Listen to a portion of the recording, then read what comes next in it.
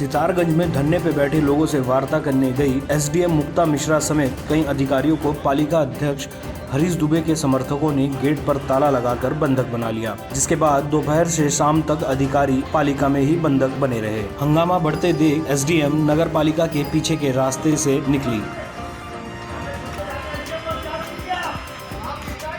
आपको बता दें कि नगर पालिका परिसर में चल रहे धरने प्रदर्शन के दौरान पालिका अध्यक्ष से वार्ता करने पहुंची एसडीएम व पुलिस के क्षेत्र अधिकारियों को वाहन समेत पुलिस परिसर में गेट पर ताला लगाकर बंधक बना लिया। कर्मचारियों ने ऐलान किया कि पालिका अध्यक्ष की मांगों का निस्तारण होने तक प्रशासनिक अधिकारी व पुलिस अधिकारियों को बाहर जाने नहीं दिया जाएगा। पालिका अध्यक्ष ने मामले का समाधान न होने पर आत्मदाह तक की चेतावनी दे दी। प्रदर्शनकारी क्षेत्र में विकास कार्यों को प्रारंभ कराए जाने व एसडीएम जगदीश कांडपाल के स्थानांतरण सहित 5 सूत्रीय मांगों को लेकर पालिका अध्यक्ष हरीश दुबे व सभासद व अन्य 27 लोग धरने पर बैठे हैं।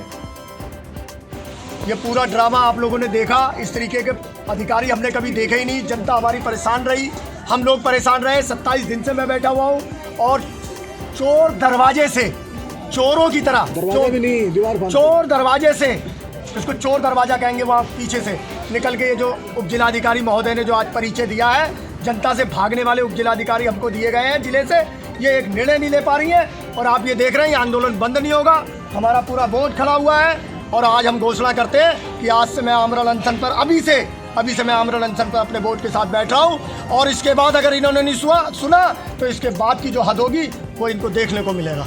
इंकलाब जिंदाबाद। चोर जा रही है, देखो पीछे के रास्ते से उतर के जा रही है। यहाँ जनता बैठी है, चुपके से भाग रही है। अलकनंदा नदी पर श्रीनगर गढ़वाल में अलकनंदा नदी के किनारे अचानक पानी बढ़ने से अलकेश्वर घाट पर जलती हुई चिताएं नदी में बहने लग गई। दरअसल जीवी के अलकनंदा जल विद्युत परियोजना से अचानक पानी छोड़े जाने से जलस्तर बढ़ गया, जिससे नदी के किनारे जल रही 2 चिताएं बह गईं। बिना किसी पूर्व सूचना के जलस्तर अचानक बढ़ने से लोगों में आक्रोश है। ये देखिए इस प्रकार से जला अलकनंदा नदी पर जीवी के द्वारा तानाशाही, ये दो सब अजले।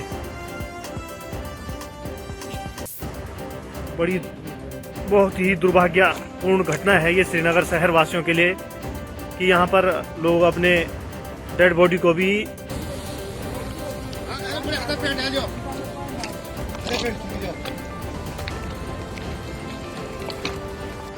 लोगों का कहना है कि जब भी पानी छोड़ा जाता है तो पूर्व में तेज ध्वनि में हूटर या सायरन बजाना अनिवार्य है, जिससे नदी के आसपास या नदी किनारे के लोग सुरक्षित स्थान पर चले जाएं। लेकिन बांध प्रबंधन ने बांध से बिना किसी सायरन के पानी छोड़ दिया, जिससे वहां अंतिम संस्कार कर रहे लोगों के परिजनों की अधजली चिताएं पानी में बह गईं, जिससे लोगों में आक्रोश है। साथ ही लोग इस घटना से आहत भी हैं। उनकी माताजी का देहांत हुआ था और उनकी अंत्येष्टि के लिए जब हम NIT घाट पर श्रीनगर में गए थे तो वहाँ पर हमने देखा कि पहले जब नदी में हम लोगों ने अंत्येष्टि के लिए उनकी पूरी चिता का निर्माण किया लकड़ियों से, और तब नदी का स्तर बिल्कुल कम था और नदी से हमने काफ़ी किनारे पे हम लोगों ने वो चिता बनाई थी। लेकिन उसके बाद बिना किसी सूचना के, बिना किसी हूटर के और बिना किसी सायरन के जीवी के कंपनी के द्वारा जब वहाँ पे से पावर हाउस से पानी छोड़ा गया तो हमारे सामने हमने देखा कि हमारे सामने पे नीचे पे भी एक चिता जल रही थी। उस पर बिना आग लगे ही चिता का जब निर्माण हुआ था उसको वैसे ही वो पानी में डूब गया और जो प्रोफेसर राकेश नेगी जी की माताजी का जो चिता आधा जला हुआ था वो पूरा पानी में इस तरीके से बह गया।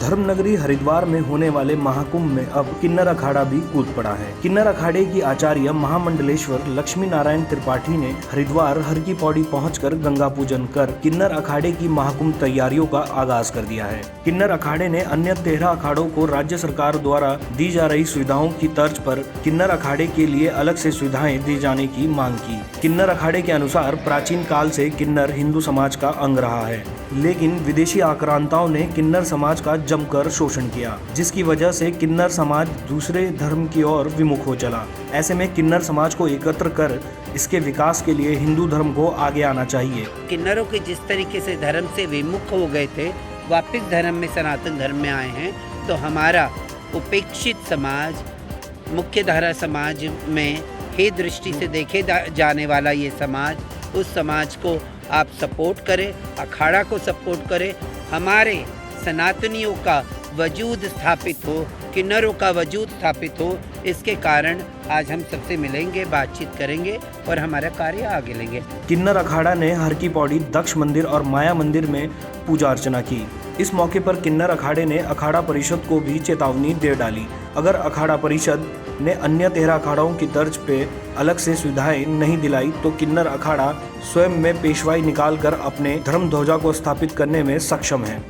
जिस तरीके से अखाड़ा परिषद ने किन्नर अखाड़े की बात नहीं करी, उस बात का आलोचना है हमारे हृदयों में, और हम अपनी वार्ता खुद सरकार से कर सकते हैं, क्योंकि किन्नर अखाड़े की बारे में अगर कोई अखाड़ा बात नहीं कर रहा है तो हमारे पास हक मांगने की, दरखास्त लगाने की स्वतंत्र छूट है, और हम अपने सम्मान और हम अपने धर्म की ध्वजा लेके चलने पे तत्पर हैं।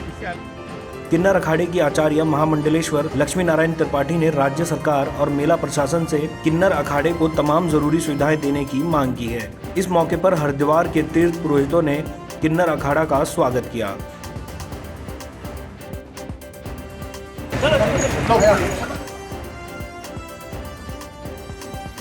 रुद्रप्रयाग में 4 धाम सड़क परियोजना में कार्यदायी संस्था द्वारा जिला मुख्यालय बाजार में कार्यों में की जा रही लापरवाही के खिलाफ लोगों ने सांकेतिक धरना दिया। सांकेतिक धरने में उस समय हंगामा हो गया जब कार्यदायी संस्था आरसीसी के प्रोजेक्ट मैनेजर धरना स्थल पर पहुंचे तो प्रोजेक्ट मैनेजर व प्रदर्शनकारियों के बीच गहमागहमी हो गई, जिससे आक्रोशित लोगों ने प्रोजेक्ट मैनेजर को रस्सी से बंधक बनाने की कोशिश की, जिसके बाद कार्यदायी संस्था के प्रोजेक्ट मैनेजर को मौके से भागकर अपनी जान बचानी पड़ी। साथ ही प्रोजेक्ट मैनेजर ने कहा कि वह इसकी FIR करेंगे और कार्रवाई की मांग करेंगे। उनका कहना है कि मैं सीनियर सिटीजन हूँ और मेरे साथ बदतमीजी की गई है कि इन्होंने मेरे बूढ़े आदमी को, मेरे सीनियर सिटीजन को बदतमीजी की है। एक आदमी ने, वो मुझे बहुत घटिया की बात की जाएगी उसकी, और उसको सज़ा मिलनी चाहिए। मैं तो ये कह रहा हूँ कि उनके गेस्ट में चाह रहा हूँ कि उनका FIR जो और कोर्ट में केस जाए। जो ऐसे बदतमीजी आदमी कर रहे हैं, ये तो इकट्ठे होकर मेरे को बदनाम कर रहे हैं और कोई इसमें गलती नहीं है और बदतमीजी कर रहे हैं।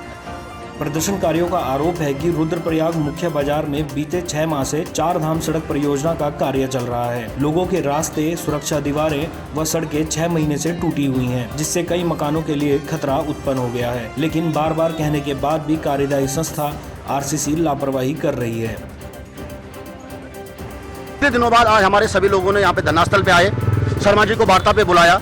शर्मा जी नहीं आ रहे थे, लेकिन फिर हमने बड़ी मुश्किल से उनको वार्ता करने के लिए बुलाया और कहा कि धरनास्थल पर बैठे, हमारा सहयोग कीजिए, हमें बताइए कि कहाँ परेशानी हो रही है और हम उसके निराकरण के लिए आपके लिए तैयार रहेंगे। लेकिन शर्मा जी बोल रहे हैं कि आला अधिकारी, चाहे उच्च स्तरीय अधिकारी, चाहे जिलाधिकारी हो या संबंधित विभाग के अधिकारी हो, कोई कहना नहीं मान रहे हैं कि जैसे पोल संबंधित मामला, पेयजल संबंधित मामला, हमने उनको बिठाने की कोशिश की, हमने तो बंधक बनाने की कोशिश कर रहे थे। हम बिल्कुल, हमने कहा बंधक बन के यहाँ पे रहिए हमारे पास और आप अधिकारी आएंगे और वार्ता करेंगे, जिससे कि आपको भी सुविधा होगी और आम जनमानस को भी सुविधा होगी।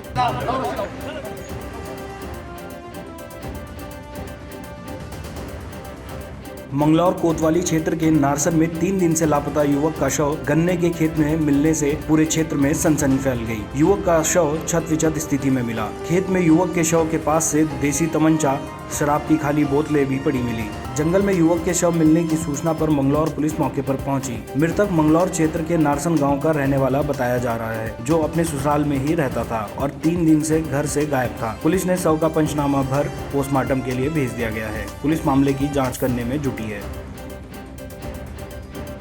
रुड़की के झबरेड़ा थाना पुलिस को बड़ी सफलता हाथ लगी है। पुलिस ने पिछले महीने ससुर और ननद की हत्या करने के मामले में अन्नू नाम की एक विवाहिता और उसके दोस्त रोहित को गिरफ्तार किया। पुलिस ने इनके पास से हत्या में इस्तेमाल की गई नशे की गोलियां और तकिया भी बरामद कर लिया है। आपको बता दें कि 2 नवंबर को झबरेड़ा के मानकपुर आदमपुर गाँव में एक बुजुर्ग की गला दबाकर हत्या कर दी गई थी, जिसके बाद आरोपी अन्नू की ननद घर आई हुई थी, जिसके चलते अन्नू अपने प्रेमी रोहित से नहीं मिल पा रही थी, जिसके बाद दोनों ने ननद की भी तकिए से मुंह दबाकर हत्या कर दी। अन्नू अपने प्रेमी के साथ मिलकर अपने पति की भी हत्या करने के फिराक में थी, लेकिन शक होने पर मामले की शिकायत पुलिस से की गई। पुलिस ने तहरीर मिलने के 24 घंटे के भीतर ही दोनों हत्याओं का खुलासा कर दिया। रोहित और अन्नू को गिरफ्तार कर लिया गया है। दोनों ने हत्या का गुनाह कबूल किया है। पुलिस अब इन्हें जेल भेजने की तैयारी कर रही है। हरिद्वार महाकुंभ की तैयारी जोरों पर है। कुंभ मेला प्रशासन मेले को दिव्य और भव्य बनाने के लिए पुरजोर कोशिश कर रहा है। हरिद्वार के नीलधारा टापू पर इस बार भी शिविर, अस्पताल और मीडिया सेंटर बनेगा। मेला अधिकारी दीपक रावत ने नीलधारा टापू का स्थलीय निरीक्षण कर निर्माण कार्यों की प्रगति को जाना।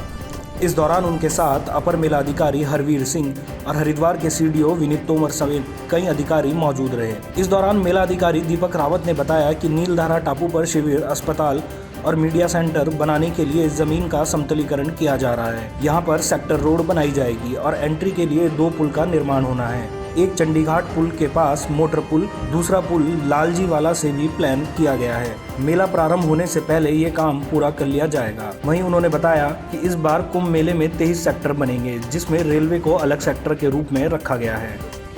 देखिए, जो प्लानिंग फेज़ हमारा था उसका इम्प्लीमेंटेशन फेज़ आ गया। जो प्लानिंग थी उसको मौके पे उतारा जा रहा है। अभी हम लोग चंडी टापू पे हैं। इसमें मुख्यतः 2 तरह के काम होने हैं। एक तो जो ज़मीन है उसका समतलीकरण होना है। दूसरा जो अलग अलग उसके अंदर संपत्तियां बनेंगी, चाहे वो टेंट्स हों, चाहे अस्पताल हों, चाहे मीडिया सेंटर हों, तो उनकी सेक्टर रोड्स बनती हैं, उसको तय किया जा रहा है। और इसमें एक और काम ये है कि जो अप्रोचेज़ हैं इन सेक्टर्स की, एक तो आप सामने देख रहे हैं कि एक बड़ा सा पुल बन रहा है जो मोटरेबल होगा।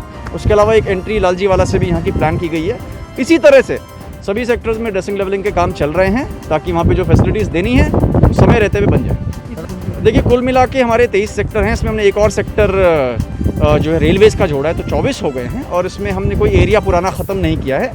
कुछ एक जगहों पे हमने 2 सेक्टर्स को जोड़ते हुए एक तरह से प्रपोज किया है और एरिया उतना ही रखा है। स्थायी प्रगति काम सभी अखाड़ों में प्रारंभ हो चुके हैं और इनकी प्रगति अच्छी है। और मैं समझता हूँ कि मेले से पहले ये आराम से खत्म हो जाए। हरिद्वार में मेला प्रशासन की ओर से सभी अखाड़ों को निर्माण कार्य और सौंदर्यीकरण कराने के लिए 1-1 करोड़ रुपए की धनराशि दी गई है। इस धनराशि के मिलने के बाद पंचायती अखाड़ा निर्मल में संतों की आपसी जंग सामने आ रही है। आज निर्मल अखाड़े के संतों के 2 दलों ने एक दूसरे पर गंभीर आरोप लगाए। पंजाब से हरिद्वार पहुंचे संतों के एक धड़े ने निर्मल अखाड़े के अध्यक्ष श्री महंत ज्ञानदेव के खिलाफ नारेबाजी की। उसके बाद प्रेस क्लब में पत्रकार वार्ता कर महंत ज्ञानदेव पर अखाड़ों की संपत्ति खुर्द-बुर्द करने और मेला प्रशासन की ओर से मिली धनराशि का दुरुपयोग करने का आरोप लगाया। पंजाब से आए संतों का कहना है कि श्री महंत ज्ञानदेव सिंह को अध्यक्ष पद से हटा दिया गया है और वे अखाड़ों की संपत्ति खुर्द-बुर्द कर रहे हैं। निर्मल पंचायती अखाड़ा इतनी बड़ी संस्था है, पूरे हिंदुस्तान में इनकी प्रॉपर्टीज है। इन्होंने बनाया क्या है? खाने के बजाय कुछ नहीं बनाया इन्होंने। ठीक है। दूसरी बात, पहले तो पकड़ में नहीं आई। जब पकड़ में आई कि ये प्रॉपर्टी बेच रहे हैं तो उसके बाद कमेटी बनी। कमेटी ने उसका निरीक्षण किया। निरीक्षण में ये सारे लोग उसमें पकड़े गए, कोर्ट के पास गए, कुछ उसमें पुलिस के पास गए। पुलिस ने महाराज जी इंक्वायरी करके इनके ऊपर, सबके ऊपर FIR करी। आज इतने संत इसीलिए आए हैं कि ये बिल्कुल सरासर गलत हो रहा है। ये बंदा 2 नंबर में वहाँ बैठा है, इसको 2017 में उतार दिया गया है। वहीं आरोपों पर पलटवार करते हुए कनखल स्थित निर्मल अखाड़ा पंचायती में संतों ने पत्रकार वार्ता कर आरोप लगाने वाले संतों को ही फर्जी संत बताया। उन्होंने कहा कि पंजाब के कुछ लोग संतों का भेष बनाकर अखाड़े और अध्यक्ष ज्ञानदेव महाराज की छवि को धूमिल करने की कोशिश कर रहे हैं। इनके खिलाफ पहले भी कोर्ट में केस दर्ज करवाया गया है। निर्मल अखाड़ा आगे भी इनके खिलाफ कानूनी कार्रवाई करवाएगा। इसलिए इन लोगों से कहने से कुछ होगा नहीं और प्रशासन जो है हमारे साथ है और अखाड़ा परिषद अखाड़े के साथ है। पहले भी साथ ही, अब भी साथ रहेगी। इन लोगों से कहने से कुछ नहीं होने वाला। स्वामी ज्ञानदेव सिंह जी के अलावा और जो अखाड़े के असली पदाधिकारी हैं, इनके अलावा कोई भी निर्मल पंचायती अखाड़े के संबंध में मीटिंग नहीं कर सकता और कोई भी जो है नया पद सृजित नहीं कर सकता। किंतु ये कोर्ट के आदेश की अवहेलना करते हुए बार बार जो मीटिंगें करते हैं और बार बार प्रदर्शन करते हैं और निर्मल पंचायती अखाड़े की ख्याति को खराब कर रहे हैं। इसलिए इन लोगों के ऊपर जो है कानूनी कार्रवाई होनी चाहिए। हम ये मांग करते हैं। गौरतलब है कि कनखल के निर्मल अखाड़े में संतों का संपत्ति और पद को लेकर पहले भी विवाद सामने आ चुका है। कुंभ मेले की शुरुआत में एक प्रमुख अखाड़े में संतों का एक दूसरे पर आरोप प्रत्यारोप मेला प्रशासन के लिए भी चुनौती बन सकता है। ज्वालापुर को कुंभ मेला क्षेत्र में शामिल करने के लिए बीजेपी और कांग्रेस में जुबानी जंग तेज हो गई है। अभी हाल ही में रानीपुर से बीजेपी विधायक आदेश चौहान ने अपने बयान में ज्वालापुर को कुंभ मेला क्षेत्र में शामिल करने की बात कही थी, जिस पर पलटवार करते हुए आज कांग्रेस कार्यकर्ताओं ने हरिद्वार प्रेस क्लब में प्रेस वार्ता कर इस बयान का खंडन किया। कांग्रेस नेता वरुण बालियान ने आरोप लगाया कि 2 दिन पूर्व आदेश चौहान ने जो बयान दिया वो निराधार है। आदेश चौहान केवल सीसीआर भवन में लगे मानचित्र को आधार बनाकर ज्वालापुर को कुंभ मेला क्षेत्र में शामिल होने की बात कह रहे हैं। हमारा कहना था कि हमें कोई मानचित्र नहीं देखना, हमें आपके शासनादेश नहीं देखने, हमें आपकी कागजी कार्रवाई नहीं देखनी। ज्वालापुर की जनता, सुभाष नगर की जनता है, रानीपुर की जनता, वो सड़क पर विकास चाहती है, वो धरातल पर विकास चाहती है। और हम दावे के साथ कहते हैं माननीय आदेश चौहान जी, यदि आप ज़मीन पर हमें दिखा दें कि ज्वालापुर क्षेत्र में मात्र 10% पैसा, 5% पैसा भी अगर कुंभ क्षेत्र के अंतर्गत लगा हो तो हम आपकी बात को सत्य मान लेंगे। इस क्षेत्र में केवल एक सड़क का निर्माण हुआ है जहां से पेशवाई निकलती है। वहीं युवा कांग्रेसी नेता अनुज सिंह ने कहा कि आदेश चौहान क्षेत्र की जनता को विश्वास नहीं दिला पा रहे हैं कि ज्वालापुर क्षेत्र कुंभ मेला क्षेत्र में शामिल है भी या नहीं। हमारे माननीय विधायक जी ने जैसे अभी प्रेस वार्ता करके कहा कि ज्वालापुर क्षेत्र कुंभ क्षेत्र में है, तो मैं ये कहना चाहता हूँ, पहले तो वो जनता को विश्वास ही नहीं दिला पाए अभी तक कि हमारा ज्वालापुर क्षेत्र कुंभ क्षेत्र में है या नहीं, और उसके द्वारा कुंभ निधि से कितने कार्य उनके द्वारा कराए गए। सबसे पहली बात, आदेश चौहान जी 10 साल से विधायक हैं और माननीय मंत्री जी हमारे शहरी विकास मंत्री हैं। अभी आप देखिए कि ज्वालापुर का जो क्षेत्र है, इतना बड़ा क्षेत्र है, वहाँ पे चिकित्सा की सुविधा माननीय विधायक जी या मंत्री जी द्वारा क्या कराई गई। वहाँ सड़कों की हालत देख लीजिए आप अंदर जाके, इतनी हालत ख़राब है सड़कों में। सुभाष नगर तो आप माननीय आदेश चौहान जी के ही उसमें आता है, वहाँ पे ईदगाह रोड देख लीजिए आपकी क्या स्थिति है। हरिद्वार से न्यूज़ स्टूडियो के लिए सुमित यश कल्याण की रिपोर्ट। विश्व विख्यात हिमक्रीड़ा केंद्र की स्काइंग ढलानों के आसपास पर्यटन व राजस्व भूमि पर विगत कई दिनों से धड़ल्ले से हो रहे अवैध अतिक्रमणों पर आखिर प्रशासन का डंडा चल ही गया। विगत कई दिनों से स्थानीय प्रशासन के पास औली में अवैध अतिक्रमण की शिकायत मिल रही थी। पर्यटन विभाग, GMVN व नगर पालिका परिषद से वार्ता उपरांत प्रशासन ने चिन्हित अवैध अतिक्रमणों को ध्वस्त करने की योजना बनाकर औली पहुंचकर अतिक्रमण को ध्वस्त करना शुरू कर दिया। इसके लिए JCB मशीनों को भी औली पहुंचाया गया था। नगर पालिका प्रशासन के EO सत्य प्रकाश नौटियाल के अनुसार तहसील प्रशासन, पुलिस प्रशासन, पर्यटन विभाग व नगर पालिका परिषद ने संयुक्त कार्यवाही कर अवैध अतिक्रमणों को ध्वस्त किया है। पहले यह अतिक्रमण जो यहाँ के लोकल लोग हैं और अपना व्यवसाय संचालित करने के लिए उन्होंने अस्थायी टीन सेट के खोखे बनाए थे, और जिसमें प्रशासन ने भी जिलाधिकारी महोदय जोशीमठ द्वारा जो है हमें पत्र लिखा गया कि उनको अतिक्रमण को तत्काल हटाएं, जिसमें हम लोगों के द्वारा पुलिस और पर्यटन, नगर पालिका और राजस्व विभाग, हम चारों विभागों ने वहां जाकर के अतिक्रमणों को हटाया। वहीं दूसरी तरफ लोकल फॉर वोकल सहित स्थानीय युवाओं को सरकार द्वारा पर्यटन से स्वरोजगार से जोड़ने का सरकारी प्लान भी धरा का धरा रह गया। कारण कुछ भी हो, लेकिन स्थानीय गरीब व पढ़ा लिखा युवा भूमि क्रय कर ढाबा या होटल तो नहीं बना सकता। इसी प्रकार से बद्रीनाथ व औली के सीजन से वर्ष भर का गुजारा करने का प्रबंध कर लेता है, लेकिन स्थानीय युवाओं के ढाबे ध्वस्त होने के बाद पर्यटन के माध्यम से रोजगार का सपना अब सपना ही रह गया है। आगे भी अतिक्रमण को चिन्हित कर ध्वस्तीकरण की कार्यवाही की जाएगी। विश्व विख्यात हिमक्रीड़ा केंद्र का महत्व अब और भी बढ़ गया है। यहाँ प्रतिवर्ष शीतकाल में हजारों पर्यटक पहुँचते हैं। इस वर्ष भी 24 दिसंबर से 12 जनवरी तक के लिए औली सहित आसपास के सभी होटलों की बुकिंग फुल हो चुकी है। पर्यटकों के औली के प्रति बढ़ते रुझान को देखते हुए स्थानीय बेरोजगारों ने भी 2 महीने के सीजन में कुछ करने की सोची और ढाबों के माध्यम से रोजगार करने का विचार किया, लेकिन सरकारी भूमि पर बिना इजाजत के ढाबों के निर्माण किए जाने पर प्रशासन का सख्त होना भी लाजमी था और ध्वस्तीकरण की कार्यवाही को अंजाम दिया गया।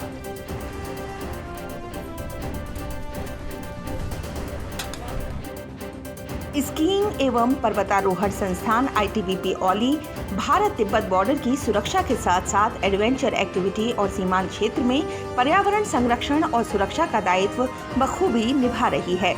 केंद्रीय गृह और खेल मंत्रालय के निर्देशन में आईटीबीपी औली इन दिनों फिट इंडिया स्वच्छता अभियान चलाया जा रहा है। संस्थान के हिमवीर जोशीमठ प्रखंड के विभिन्न इलाकों में माउंटेन बाइकिंग के जरिए पहुंचकर गांवों, स्कूलों में जाकर फिट इंडिया और स्वच्छ भारत का संदेश दे रहे हैं। इसी के तहत आज MNSI औली आईटीबीपी का हिमवीर साइकिल अभियान स्वच्छ भारत का संदेश लेकर जैव विविधता से भरी उर्गम घाटी की ओर रवाना हुआ।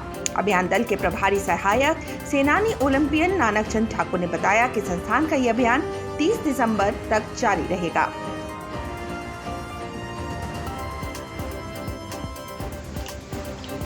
जिला टिहरी गढ़वाल के देवप्रयाग विधानसभा के कीर्ति नगर विकास खंड के कई गांवों में आज भी बुनियादी जरूरतें नहीं हैं। इन दर्जनों गांवों में आज भी पानी, बिजली, सड़क, स्कूल के लिए लोग तरस रहे हैं। बता दें कि उत्तराखंड को बने 20 साल बाद भी आज भी उत्तराखंड कीर्ति नगर तहसील क्षेत्र के अंतर्गत दर्जनों गाँव के बाशिंदे बिजली, पानी, सड़क, शिक्षा जैसी मूलभूत सुविधा से महरूम हैं। बरसातें कई महीनों से नहीं है, जो जल स्रोत है वो सारे सूख गए हैं।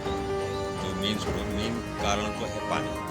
जी पहले तो हमारे गांव में जो प्राइमरी स्कूल है उसमें इंग्लिश टीचर की एक व्यवस्था हो जाए। अगर इंग्लिश टीचर नहीं है यहाँ पे, इंग्लिश टीचर की अनुपस्थिति है, जिस कारण से कि लोग काफ़ी दिक्कत मान रहे हैं अपने बच्चों को यहाँ पर पढ़ाने लिखाने के उसमें कि दूसरे गाँव के रास्तों का है, क्योंकि रास्ते प्रॉपर ढंग से बने हुए नहीं हैं। इस संबंध में कीर्तिनगर विकासखंड के अंतर्गत थाती, डागर, कुलेड़ी, पिपली सहित दर्जनों गांव के युवाओं ने कीर्तिनगर तहसील के उप जिलाधिकारी आकांक्षा वर्मा को प्रार्थना पत्र देकर गुहार लगाई है। बहुत वर्षों से हमारे क्षेत्र में कोई भी सामूहिक स्वास्थ्य केंद्र की अभी तक स्थापना नहीं की गई है। एक हमारी मांग यह थी कि सामूहिक स्वास्थ्य केंद्र का निर्माण किया जाए और हमारे एक पानी के भरपूर मात्रा में होने के बावजूद भी हमारे क्षेत्रीय इलाके हैं, जो क्षेत्रीय गांव हैं, तो उनमें पानी की बहुत सारी समस्याएं, दिक्कतें, लोगों के नल तक पानी नहीं पहुंच पा रहा है। तो क्षेत्र में पानी की समस्याएं बनी हुई हैं। तो एक मांग हमारी ये थी और जमा किया गया है, उसमें कि विभिन्न विभागों से रिलेटेड समस्याएं हैं। वो पेयजल की भी समस्या है उनकी, वो चाह रहे हैं कि सामूहिक स्वास्थ्य केंद्र भी बनाया जाए और ये बहुत ही जेन्युइन समस्या है उनकी, चाहे वो नेटवर्क कनेक्शन को लेकर हो, चाहे वो किसी रोड कनेक्टिविटी को लेकर हो। तो सभी विभागों के द्वारा पत्राचार किया जाएगा और उनसे इस चीज़ को फॉलोअप किया जाएगा। मैदानी क्षेत्र में शीतलहर और कोहरे का कहर शुरू हो चुका है। हरिद्वार में कपकपाती ठंड सभी के लिए दिक्कतें लेकर आई है। बुधवार सुबह से ही हरिद्वार में कोहरे की चादर सूरज को घेरे रही, जिससे तापमान में खासी गिरावट आ गई। जहां तहां लोग अलाव जलाकर सेकते नजर आए। लोगों को अपने काम पर आने जाने में भी दिक्कतें हुई। पिछले कुछ दिनों से तापमान में गिरावट आ गई है। हालांकि रोज धूप देखने को मिल रही थी, बुधवार को सूरज नहीं निकला और चारों तरफ घना कोहरा छाया रहा। लोग जरूरी कामों से ही घर के बाहर निकल रहे हैं। ठंड बहुत हो रही है आज इस चक्कर में आज बहुत ज़्यादा लेट हो गए हैं। बल्कि आज 10 बजे हमें तो 9:30 बजे निकलना पड़ता है। आज बल्कि इतना लेट होने के चक्कर में नहाना भी लेट हो पाया और बिस्तर से निकलना नहीं हो पा रहा था। बाहर का कोहरा देखते हुए अब समय थोड़ा खुला, मौसम खुला है तो अब निकलने जा रहे हैं। काम तक जाने सोच रहे हैं। 4-5 दिन से ठंड बहुत है, सिन बहुत पड़ रही है। काम करने में बड़ी दिक्कत हो रही है। पानी बिल्कुल बर्फ़ के माफिक आ रहा है। खाना बनाने में, बर्तन मारने में बड़ी दिक्कत हो रही है। काम करने में मन नहीं कर रहा, ठंड इतनी है। आप हाथ सेक कर गैस पे सब काम कर रहे हैं और जो है बाजार जाने का मन भी नहीं कर रहा। उत्तराखंड की तमाम खबरों के लिए देखते रहिए न्यूज़@9 न्यूज़ स्टूडियो पर।